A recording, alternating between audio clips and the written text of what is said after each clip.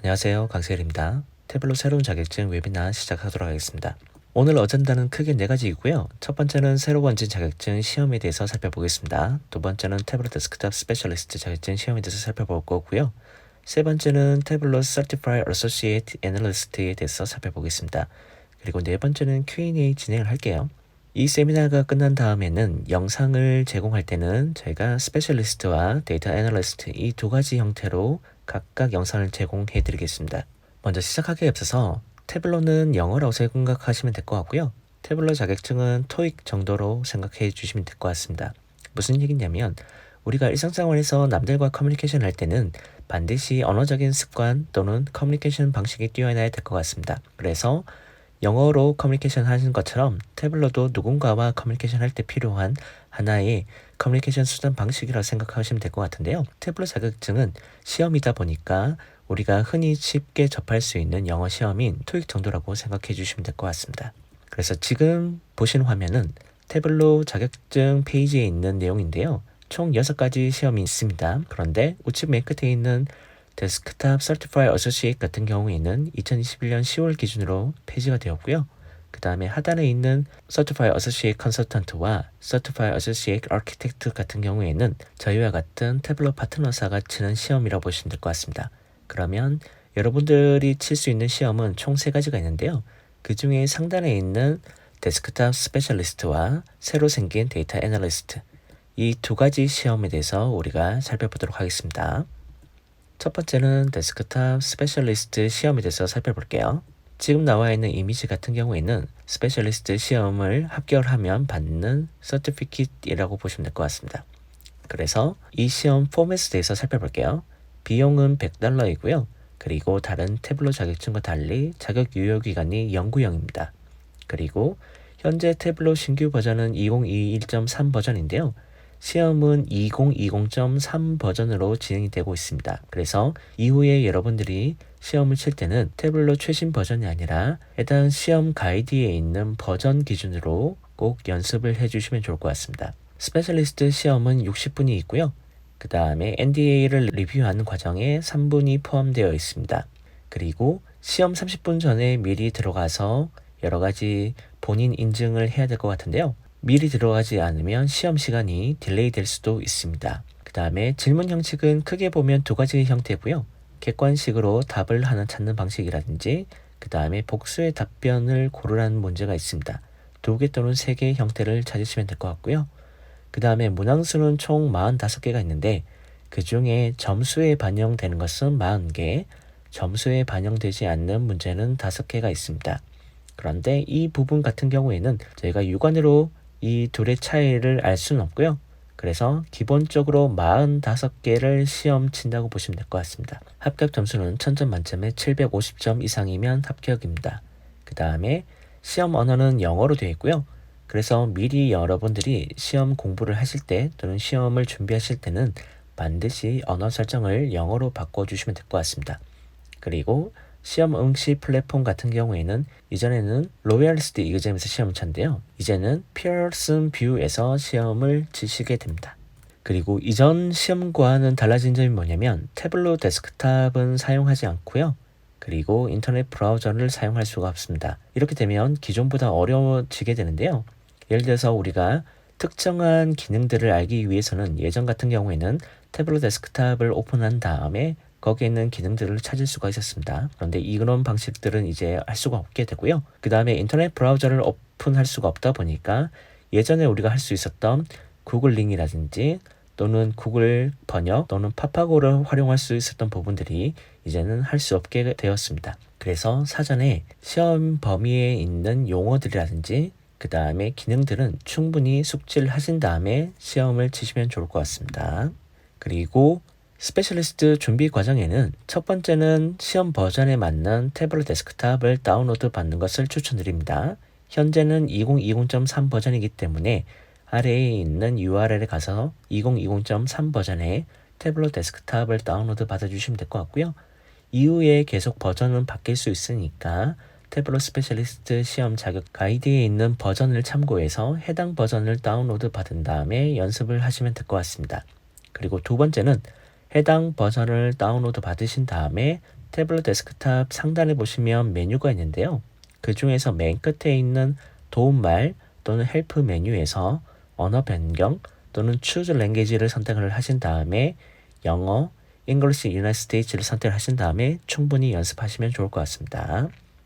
이번에는 시험 전체에 대한 아웃라인인데요. 총 4개의 도메인이 있습니다. 첫 번째는 데이터 연결 및 준비 과정이 있고요. 두 번째는 데이터 탐색 및 분석 과정이 있습니다. 세 번째는 인사이트 공유, 네 번째는 태블로 기본 컨셉에 대한 이해가 되고요. 각각의 도메인별 시험 구성 비율은 오른쪽에 있습니다. 현재 도메인은 이렇게 도메인 1부터 4까지 있는데요. 여기서는 제가 추천드리는 방식은 도메인 4, 1, 2, 3 순서대로 공부를 해주시면 좋을 것 같습니다.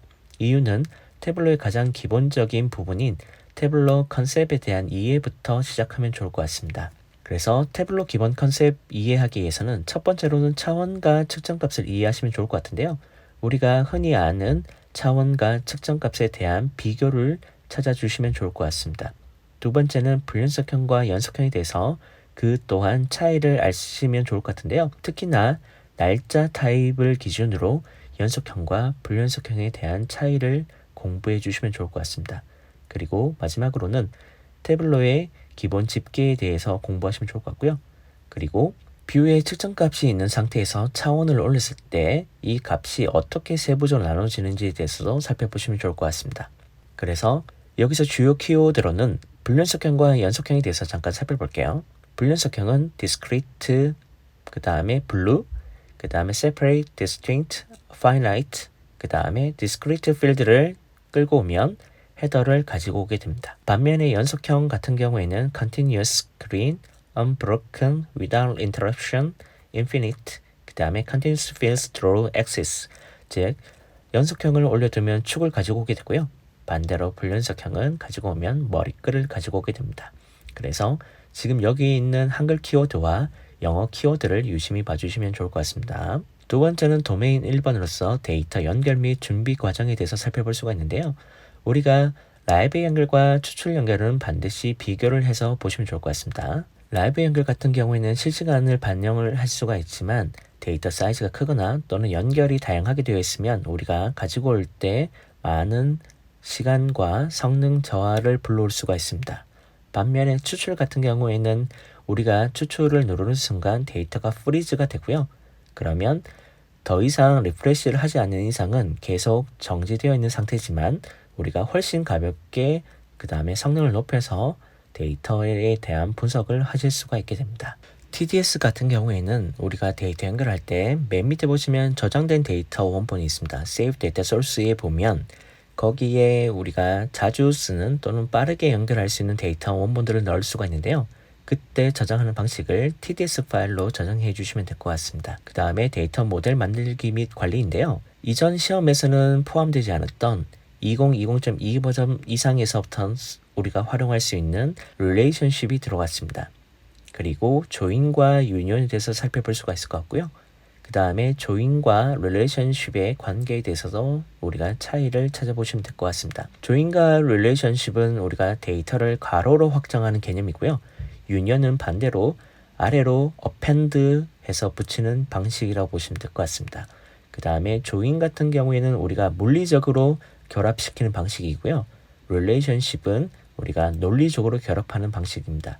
그래서 조인, 릴레이션십, 그 다음에 유니온에 대해서 각각 살펴보신 다음에 이 각각의 연결 방식에 대한 특징들도 비교해 주시면 될 것 같습니다. 그리고 이전에는 시험 범위에 포함됐던 블렌딩은 더 이상 스페셜리스트 시험에 포함되지 않습니다. 그리고 데이터 속성 관리가 있는데요.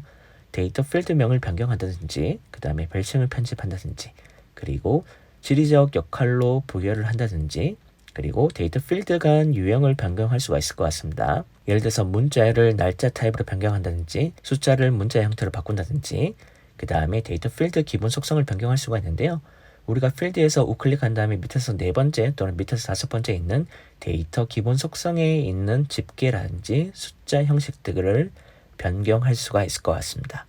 그래서 여기서 살펴볼 수 있는 예시는 어떤 게 있냐면 추출에 대해서 살펴보겠습니다. 추출은 아래에 있는 5가지 장점을 제공하고 있다고 되어 있는데요. 다섯 가지 장점은 쭉 살펴보시면 좋은데 그 중에서 2번 같은 경우에는 현재 태블릿 버전에서는 도움말에 없는 내용입니다. Fast to create, 즉 빠르게 만들 수 있다고 되어 있는데요. 현재 2021.3 버전에서는 2번을 제외한 1번, 3번, 4번, 5번에 대한 장점은 있습니다. 그런데 시험 버전에서는 2025.3 버전에서는 이 항목이 여전히 도움말에 있다 보니까 만약에 추출에 대한 장점을 살펴보실 때는 이 다섯 가지를 살펴보시면 좋을 것 같습니다. 즉 해당 버전에 맞게끔 우리가 태블릿 온라인 헬프 페이지에 있는 내용들을 살펴보시기 바랍니다. 세 번째는 도메인 2번으로서 데이터 탐색 및 분석 과정입니다. 그래서 기본 차트를 어떻게 만드는지 살펴보시면 좋을 것 같고요.